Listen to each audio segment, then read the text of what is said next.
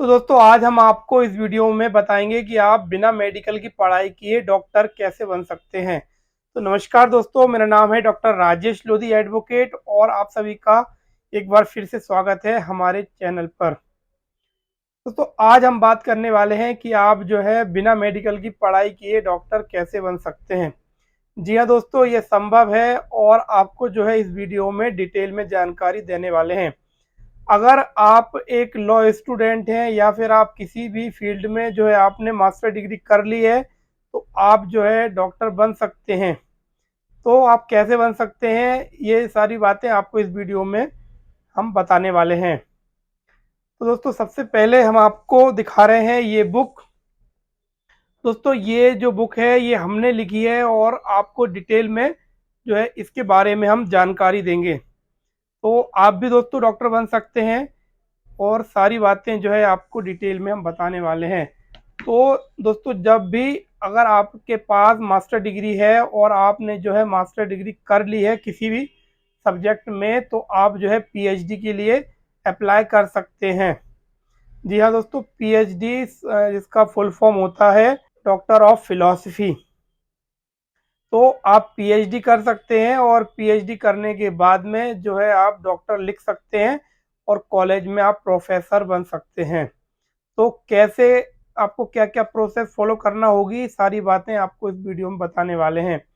तो दोस्तों सबसे पहले आपको जो है मास्टर डिग्री पास होना चाहिए और उसके बाद में आपको जो है इंट्रेंस एग्जाम देना होता है। पीएचडी के लिए वैकेंसी निकलती रहती हैं, आपको जो है यूनिवर्सिटीज़ की साइट पर आपको चेक करते रहना है कि पीएचडी एंट्रेंस एग्ज़ाम कब हो रहा है। जब भी पीएचडी एंट्रेंस एग्ज़ाम हो आप उसके लिए अप्लाई कर सकते हैं। अप्लाई करने के लिए जो मिनिमम एलिजिबिलिटी होती है, आपके पास मास्टर डिग्री होना चाहिए और आप जो है किसी भी सब्जेक्ट में पीएचडी के लिए अप्लाई कर सकते हैं। अब यहाँ पर प्रोसेस की अगर हम बात करें तो सबसे पहले आपको एंट्रेंस एग्ज़ाम क्लियर करना होता है। एंट्रेंस एग्जाम क्लियर करने के बाद में आपका इंटरव्यू होता है और इंटरव्यू अगर आप क्लियर कर देते हैं उसके बाद फिर आपका 6 मंथ का कोर्स वर्क होता है, रिसर्च कोर्स वर्क होता है, जिसमें कि आपको ये सिखाया जाता है कि आपको जो है रिसर्च कैसे करनी है। पीएचडी में आपको एक टॉपिक जो है आपकी पसंद का कोई भी टॉपिक आप लेते हैं आपके सब्जेक्ट से रिलेटेड, उस पर आपको जो है रिसर्च करना होता है और अपनी खुद की बुक जो है लिखनी होती है। तो पीएचडी में आप अपनी खुद की बुक लिखते हैं, उसके बाद में दोस्तों अगर वो आपकी बुक जो है पास हो जाती है, क्वालिफाई हो जाती है, तो आप जो है पीएचडी आपकी कंप्लीट हो जाती है। आपकी थीसिस कंप्लीट होने के बाद आप जो है डॉक्टर बन जाते हैं और आप अपने नाम के सामने डॉक्टर लिख सकते हैं। तो हम अभी आपको बता रहे हैं कि क्या क्या प्रोसेस फॉलो करना होती है पीएचडी डिग्री को कंप्लीट करने के लिए। तो आपने इंटरव्यू निकाल लिया है, एंट्रेंस एग्जाम भी आपने पास कर लिया है, इसके बाद 6 महीने आपको ये सिखाया जाएगा कि आपको रिसर्च कैसे करनी है। रिसर्च का आपका स्टडी होगी, पढ़ाई होने के बाद आपका एग्ज़ाम लिया जाएगा, वो जिसे कि कोर्स वर्क कहते हैं।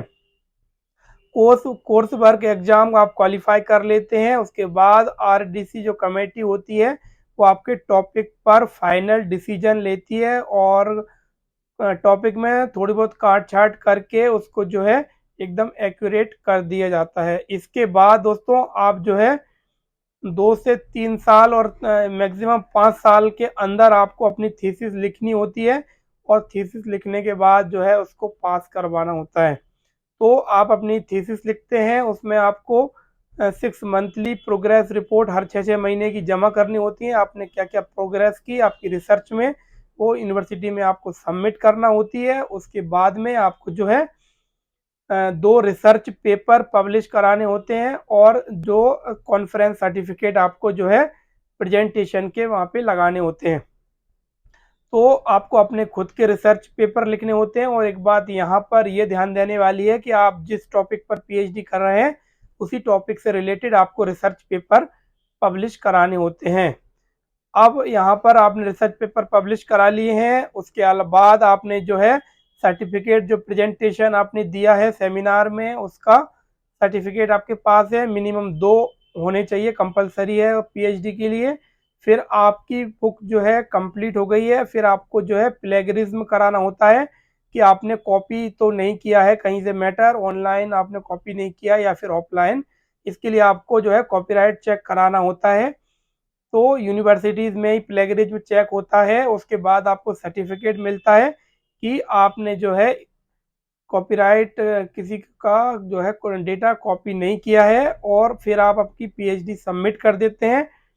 उसके बाद दोस्तों आपका जो है प्री पीएचडी प्रेजेंटेशन होता है, आपकी जो थीसिस होती है, जैसे कि हमारी थीसिस है, हमने जो है पीएचडी कंप्लीट की उस टाइम हमने ये थीसिस लिखी थी, और इस थीसिस के ही आधार पर आपका प्री पीएचडी प्रेजेंटेशन होता है।